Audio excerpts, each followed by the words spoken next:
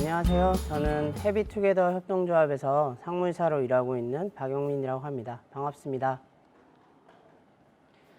네, 오늘 이제 시민자사나 그리고 해비투게더의 사례에 대해서 좀 말씀드려 볼까 하는데요.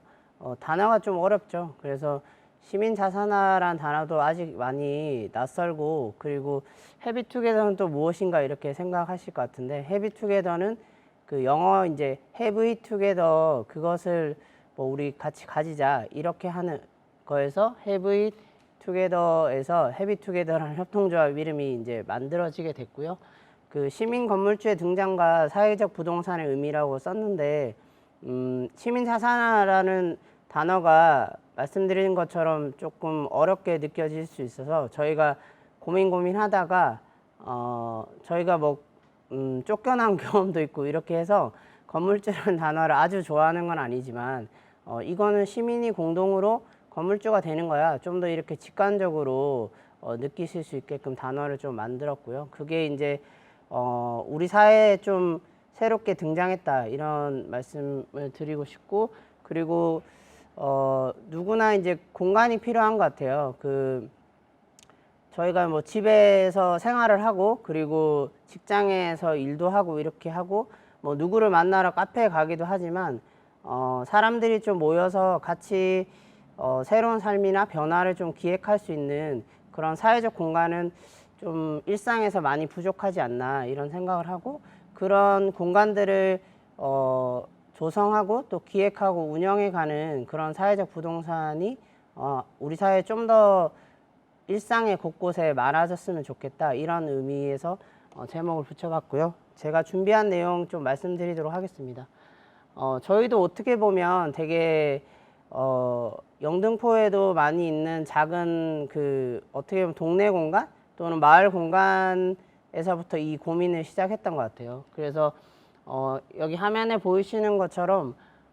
처음에 이제 공동체 인큐베이팅 카페라고 썼는데, 일종의 이제 주민들이 쉽게 이제 카페라는 공간에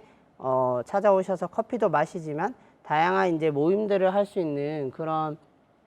카페 공간이 기본적으로 있고요. 그리고 대살림 가게라고 이렇게 많이 들으시던 그런 나눔 가게, 저희 소금꽃 이런 게 있었고, 동네에 또 사랑방 같은 열린 마루 공간, 그리고 조합원 중에 이게 이제 우리 동네 나무그늘 협동조합이 30평 정도의 어떤 염리동의 작은 공간을 꾸렸었는데, 그 조합원들이 한 260명 됩니다. 그래서 거기에 조합원들 중에 또 변호사나 또는 노무사 이런 분들도 계시기 때문에 2주에 한 번씩 이제 생활 상담센터라고 해서 같이 상담을 주민들이 신청하시면 연결시켜주는 그런 것들도 했었고요. 그리고 트럭 쉐어링 같은 희망 트럭 이런 것들도 운영했었습니다. 그리고 뭐 주민 동아리, 생활 문화 강좌, 그리고 뭐 한 달에 한 번 정도 동네 실용음악 하는 뭐 이를테면 고등학생 청년들, 그리고 꼬마 마술사의 공연, 그리고 홍대 인디 뮤지션들이 와서 또 공연할 수 있는 밤마실 음악회라는 것들도 진행했었고요. 그렇게 이제 다양한 활동들을 하다 보니까 지역에서 이제 소금꽃 마을 축제라는 축제도 막 연인원 뭐 하루에 2~3천 명씩 이렇게 오는 축제들도 진행을 하고, 그리고 지역에서 공동체 은행도 만들어 보자 이렇게 해서 은행나무라는 것도 만들고, 어떻게 보면 공동육아 어린이 터전도 있었거든요. 근데 이런 것들이 수없이 많은 다양한 이제 동네나 지역에서 주민들과 이웃들과 할 수 있었던 활동들이 가능했던 게, 어떻게 보면 되게 작은 동네의 카페 공간에서부터 마을이 시작할 수 있었다, 이런 것들이 주민이 계속 등장하고 스스로 이웃들과 같이 결정해서 하고 싶은 것들을 해나갈 수 있는 그 공간이 있었기 때문에 이런 것들이 다 가능했다고 저희는 생각하고 있고요. 그런 의미에서 이제 아까 말씀드린 그런 사회적 공간이 어떻게 보면 서울의 동도 되게 크잖아요. 최소 2~3만 명이 사는 그런 동네인데, 그런 행정동 하나에 이런 공간들이 곳곳에 2~3개씩 이렇게는 꼭 있었으면 좋겠다, 이런 마음이 들었습니다. 그렇게 저희가 활동을 했고, 이렇게 소금꽃 마을 지도 같은 커뮤니티 지도도 만들고, 또 휴먼 라이브러리 같은 사람 책 같은 사람 지도도 만들고 이렇게 하는 것들이 있었고요. 그렇게 어떻게 보면 뭐 로컬이라고 영어로 표현했긴 하지만 마을이라고 부를 수도 있고 동네라고 부를 수도 있고 또 지역이라고 말할 수도 있는데 이런 그 것들이 관계망이 좀 탄생하는 것들이 공간이 먼저 있어서 이렇게 관계망들이 거기에 또 결합돼서 다시 또 공간을 필요로 하게 되고 또는 관계망이 먼저 있어서 사람들끼리 뭔가를 하다 보니까 또 새로운 공간들을 계속 만들어가고 같이 꾸려가고 이런 것들이 되게 순환적으로 계속 반복해 가면서 조금 더 큰 마을이라고 불릴 수 있는 또는 그 이를테면 이제 자치구도 그런 마을과 동네나 동들이 또 연결돼 있는 하나의 구로 갈 때 조금 주민의 활동이나 주민 주도의 그런 것들이 활발해지지 않을까 이런 생각을 하게 됩니다. 그렇게 했는데 안타깝게도 한 5년 정도 지났을 때 2016년 5월에 명도 소송을 당하게 됩니다. 이 공간이 계약갱신 청구권이 원래 그 당시에는 5년이고 지금 10년이지만 일종의 젠트리피케이션이라고 하죠. 그렇게 둥지 내몰림이라고 우리 순우리말로 표현하는데 임대료를 뭐 이제 그 9% 상한제가 있지만 5년이 지나면 또 그것이 풀리고 계약 갱신도 그 먼저 우선 협상이 안 되기 때문에 그런 문제들 속에서 뭐 영등포에는 또 젠트리피케이션이 어떤지 모르겠지만 마포구는 마용성이라고 불리는 어떻게 보면 마포구, 용성, 성동 요즘에 뭐 서울시 전체가 그렇다고 할 수 있지만 그런 것들이 좀 심각했었기 때문에 저희도 저기 한겨레 신문에 명도 소송이 나고 대문짝만하게 기사가 났는데 조물주 위에 건물주 지금은 좀 식상한 말이 됐지만 그 위에 지역 공동체를 저희가 꿈꾸면서 어쨌든 협의나 이런 과정이 있었지만 첫 번째 공간에서 결국에는 이제 퇴거하게 되는데 그때부터 이제 이런 시민자산화라는 단어가 한국 사회에 저희도 되게 낯설고 이렇게 했지만 이런 방법을 통해서 되게 영구적인 공간을 좀 꾸릴 수 있지 않을까 이런 고민들을 그때부터 시작하게 됐습니다. 그래서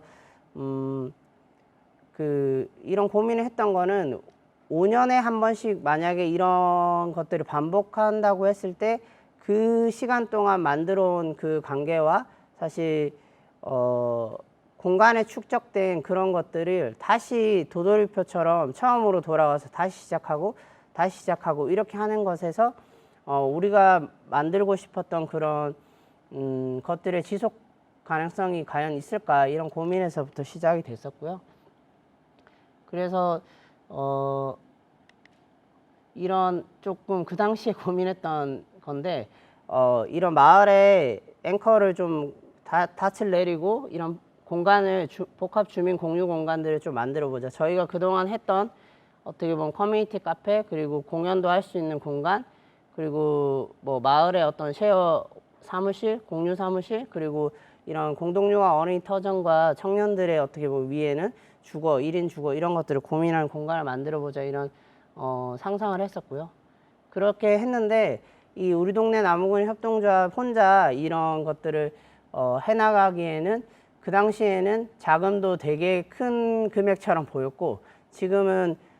제가 간이 배밖에 나와가지고 뭐 금액 20억 하면 싸다 막 이렇게 생각하고 말도 안 되는 생각을 하지만 당시에는 되게 엄청 큰 금액과 아무리 동네 주민들과 협동조합 조합원들이 십시일반 자금을 마련한다고 해도 쉽지 않을 수 있겠다 이런 고민 속에서 홍우주 사회적 협동조합과 36.6도시 의료생협에 이런 것들을 같이 해나가자고 지역에 이제 제안을 하게 됩니다. 그래서 홍우주는 이제 홍대 앞에 문화예술 인들과 단체들의 어떤 협동조합이고 36.6도시는 말 그대로 이제 30분 의원이라고 하는 보통 이제 3분 진료라고 하는데 15분 그 기본 진료를 하고 이제 예약을 통해서 30분 진료하는 정말 동네 주치의 같은 이런 의원입니다. 그렇게 해서 같이 시너지를 낼 수 있겠다고 생각을 해서 제안을 하게 됐고요. 그렇게 해서 뭐 시민자산화 대회에 나가서 자산화 1호로 선정되기도 하고 저 세 개 조합을 중심으로 우리 동네 지역자산화 TF라는 것들을 구성하게 됩니다. 그리고 우연히 이제 기회가 좋게 닿아서 런던으로 저희가 시민자사나 지역자사나 주제로 런던으로 연수를 다녀오게 되고요. 그게 좀 세계 조합의 처음에 코어의 구성원들의 좀 팀워크를 만들어 오게 되는 그런 과정이 있었고, 그리고 저희도 어떻게 보면 낯설었던 그런 개념들을 되게 많이 공부하게 되고, 그러면 외국에는 어떻게 이렇게 먼저 자산화를 시작해서 하고 있는지 이런 것들을 좀 알게 되고, 스스로 자기 언어로 이 공부를 통해서 자기 언어로 시민자산화, 지역자산화를 주변에 하자고 말할 수 있는, 어떻게 보면 그런 초기에 그것들을 만들었던 과정이고요.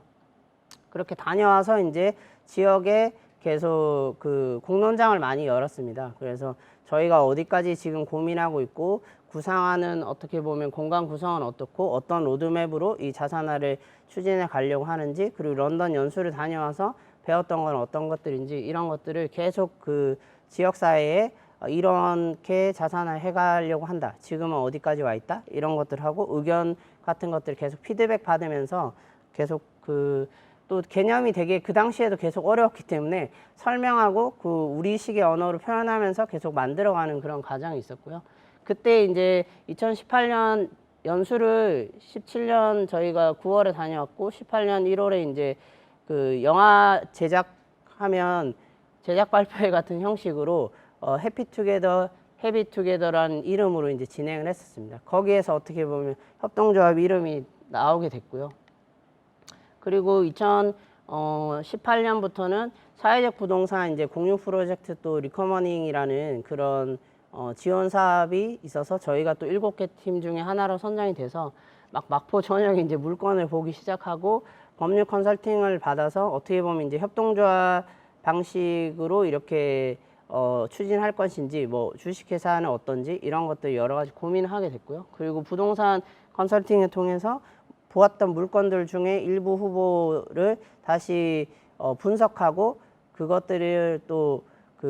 같이 공유하면서 어떤 물건들을 만들어 갈 건지 이런 것들을 진행했었습니다. 그리고 재무 컨설팅 같은 것도 받으면서 이를테면 이제 10년, 20년에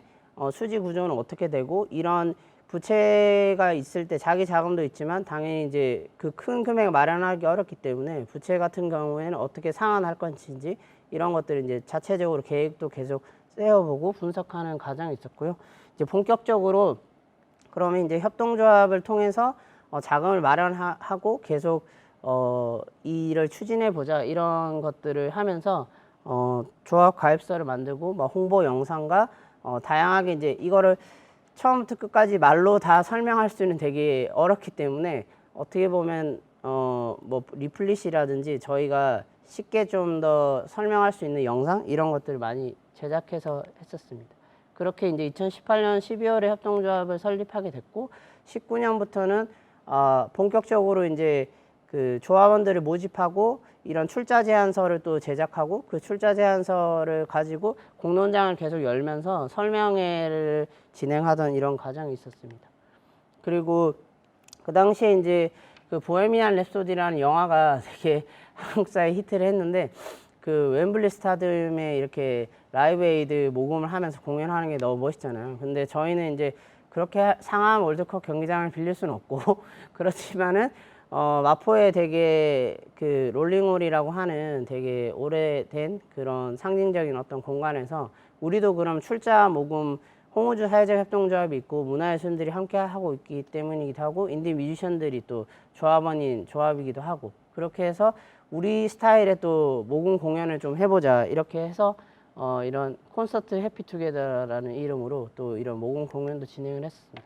그래서 하는 장면이고, 사이사이에 저희의 어떤 그동안 만들었던 홍보 영상이나 지금 해피투게더가 하고 싶어 하는 이런 것들 영상을 인터미션처럼 중간중간에 이제 진행하던 모습이고요.